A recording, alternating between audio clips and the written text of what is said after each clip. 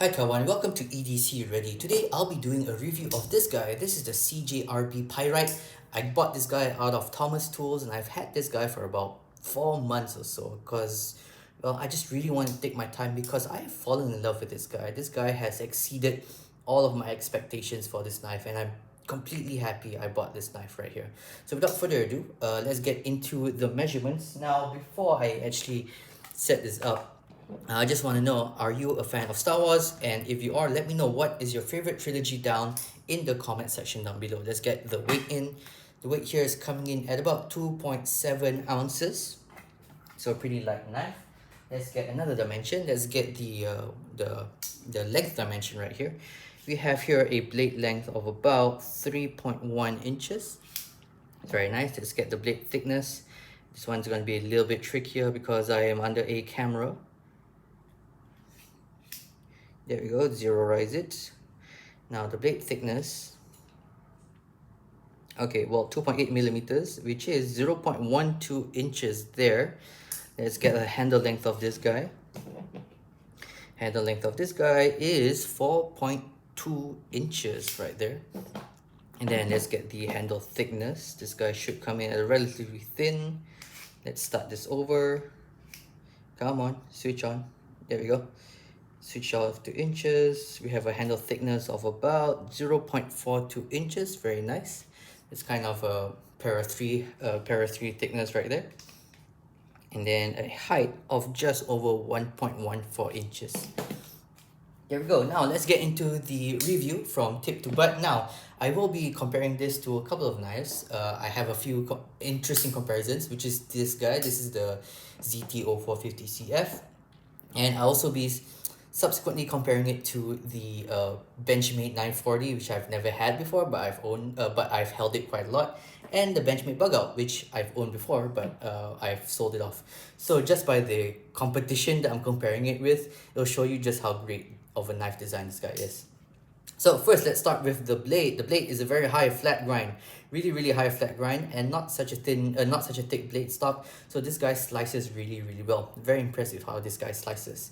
The blade steel is ARRPM9. This is a proprietary blade steel to CJRB. I liken it kind of to a VG10-esque 14C28N kind of blade steel. It'll get the job done. You know, this guy, it strops up nicely. It gets nice and sharp. It's relatively easy to resharpen, I've been told. But in terms of stropping up, it does strop up very nicely. Now, the blade shape is very nice. You have a good amount of flat. You have a good amount of belly. And then you have a nice pointy tip. And this tip is made pointier because it has this chamfering at the corners here. Chamfering here, chamfering here. So this guy is a fantastic blade shape. Couple that with the fact that it has a finger trawl, you can very comfortably use this blade shape. And that leads to the next point, which is this blade shape is actually nice and comfortable. You don't, other than this edge, you don't really have any other sharp edges because they stonewashed it. And I love a really smooth stonewash because it really knocks down the edges of all these corners. So these corners here, as you can see, are chamfered. Some of the corners here are rounded, and because of the stone washing, it really knocks down the sharpness of all the edges. And even down here, sometimes with some Spydercos like this guy right here, or the Para 3 lightweight right here, because they satin wash it, some of the corners here don't get knocked down. So these corners are quite sharp, and the edges of the jimping can also be quite sharp. Great for traction, but if you're just using this barehanded, you can definitely feel that if you're not used to it. But this guy, super smooth all the way around. I really like it. Another thing I would comment about this blade shape has all the practicality of a Benchmade Bug Out blade, but it has better chamfering. Okay, and it definitely has a finger choil. So this, in a way, in terms of its blade design, is an upgrade from the Benchmade Bug Out. It has a lot of the overall shapes of it, but it has the nice touches such as the stone washing, the chamfering, and then the smoothness. I can't begin to tell you how smooth it is down here for your finger. The only benefit the Benchmade Bug Out blade has is that it's probably a tenth of an inch longer and it's S30V. But other than that, in terms of design, this guy is really great. Moving back, you have these thumbstuds. They're just straightforward thumbstuds. Nothing wrong with them. Nothing great about them either. They get the job done. The positioning of the thumbstud is great for both fingers to use. And in fact, going back to that, this is a very fidgety knife. You can use your thumb. You can use your reverse flick. And you can even... Let's see now, can I do one of these? Yeah, you can even do one of those. It's really great for that. Really love that. Moving back a little bit, Button lock. I love a good button lock. Button locks are great. Button lock is in my opinion, the fidgetiest, the most fun, the most exciting locking mechanism there is out there. It is not my favorite. My favorite is still the compression lock for the simplicity of the compression lock and the strength of it. Button locks are really great. Second one for me. So let's do a little spine rack. Let's see if this can fail. Okay, so the spine rack test works well. It did not fail. Okay, now one thing I do need to mention about this button lock is that it kind of works slightly different from other button locks. Now, if you can see back there, where the button engages into the back of the blade, there's actually a little shelf for it to go into. So the button lock goes in, like that, and it goes into the little shelf. Now, other button locks, and this is a much more expensive button lock. This is a ProTech Malibu. What it has instead is that it has a little shelf. Okay, so that goes all the way up across the tang of the blade, and it has a little sloped shelf. So when the button goes in, it goes in, hold on, like that, and it doesn't, and it stops not because there's a wall that stops it. It stops because of the slope angle kind of catches it up a little bit. Okay, and there's no blade play in this guy. This guy, when I first got it, because it had that shelf, it kind of goes into a slot rather than goes onto a ramp, that it did have a little bit of blade play, up and down blade play, nothing side to side, but it had a little bit of an up and down blade play. However, after many months of using it, that blade play has disappeared. Like, if I'm holding the tip and I shake it, that's the only time I can feel it. Okay, and even then, it is so minimal. It's not even, it doesn't even have the blade play of a Benchmade bug out. The Benchmade bug out, it's all access locks have blade play, okay, but this guy has some blade play. If I hold the tip and really shake it, even then it's much less, maybe a quarter of the amount of blade play of a Benchmade bug out. So it is really not something I am worried about at all. I think it's sufficiently strong.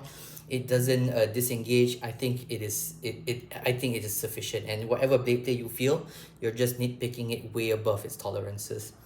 Because when you hold here, you don't feel it at all, just at the tip here. So I just want to be clear, you will feel a little bit of blade play, but it's so minimal. It's like, if the Benchmade bug out blade play doesn't phase you, this is nowhere near going to phase you at all. So yeah, just want to put it out there. We have a T8 screws here. Now, in reviews I've seen online, these were free spinning at first. But when I took it apart, I found out these screws are captive, which is great. There's a little D pivot right here somewhere, or a little shelf right here. You can check out my disassembly video. So it makes taking apart this knife a little bit easier. Keep in mind, this is under spring tension. So what I did was, when I want to take it apart, I just put it down. After I took out the screws, I took a little cloth and I put the cloth on top. So as I'm disengaging the friction hole, the screw doesn't really just pop up and fly and disappear, which is what happened to my my shark lock, my Demco 8020.5. So though that spring has disappeared, I still haven't found it since. So just keep that in mind. That's a little tip for you guys. It's running on bearings.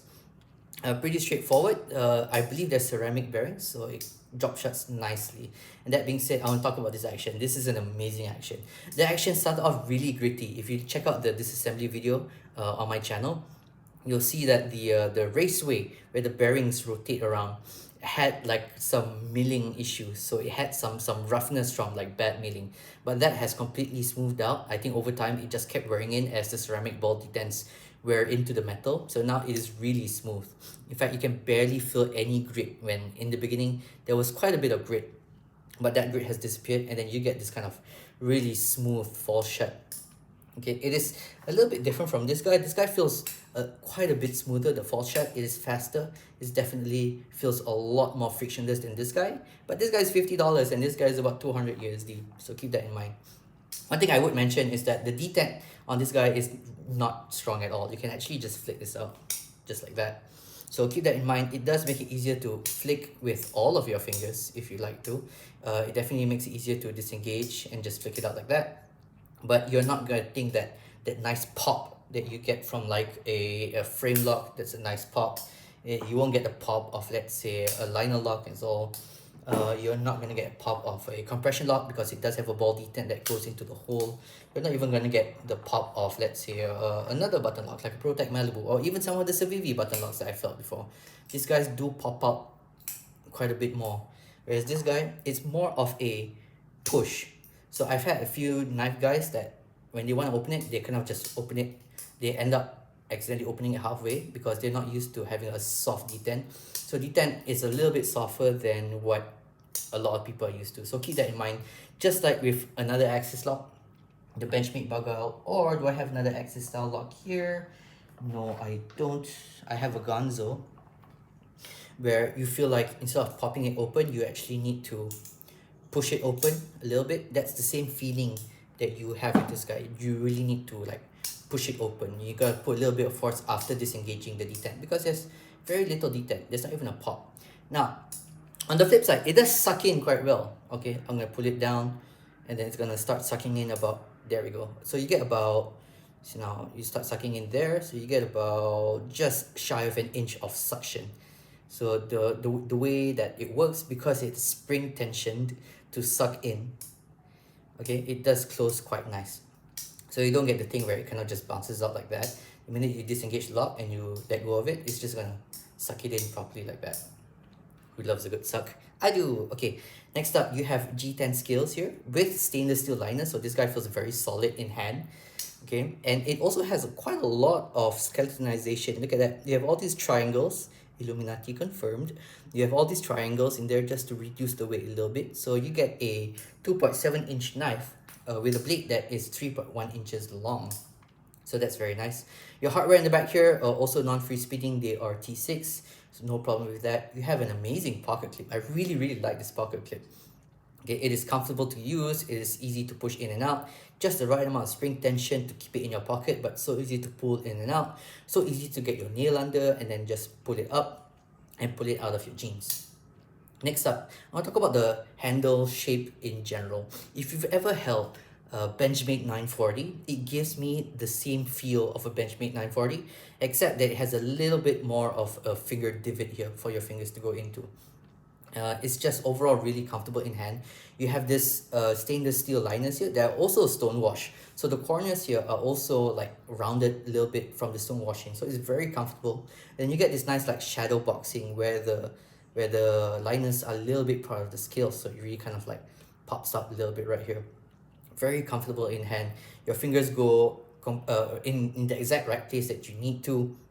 You don't have like the many finger grooves here like a Chris Grieve in Cozy, where you have a finger groove here for your finger, which even has this little divot here to access the thumb studs.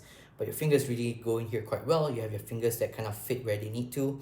Even if you have slightly bigger fingers, your pinky would go here, and then that would have a lot more strength in the back here for you to control the entire handle and then the blade itself. And with my small hands, when I'm holding this, I get my thumb right here on this jimping, and this jimping is very useful for keeping the knife under control. In fact, holding this knife gives you this feeling of confidence that you can control it however you wish.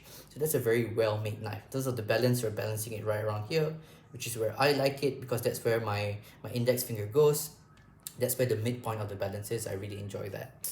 Okay, so also the screws are recessed, but the pocket clip itself is not recessed, so keep that in mind. So in conclusion, what do I think about this knife? This knife is a great knife. Like, I cannot stress how much of a great design of this knife is. The knife is just designed so well. The blade is designed well. The handle is designed well. The ergonomics are designed really well. It has good material. Amazing price at 50 USD. Just the finishing of it is a little underperforming when it comes to the finishing of it. Now the stone washing and all that is great, but the bearing raceway with how rough it is on the inside there due to those milling marks needs to be fixed. They do wear out over time and has smoothened out over time. The detent is a little bit soft, and that's my only complaint about it. You know, the detent can't really be fixed. Okay, it can only like stay the same at best. The roughness of the bearing raceways has improved over time, and that's it. If this just had a slightly stronger detent, then this would be like the perfect budget knife. But even as it is, this has become one of my favorite knives to put in my pocket and one of my favorite knives to carry.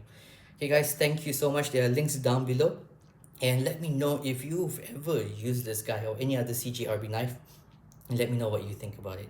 Thanks guys, and as always, stay ready.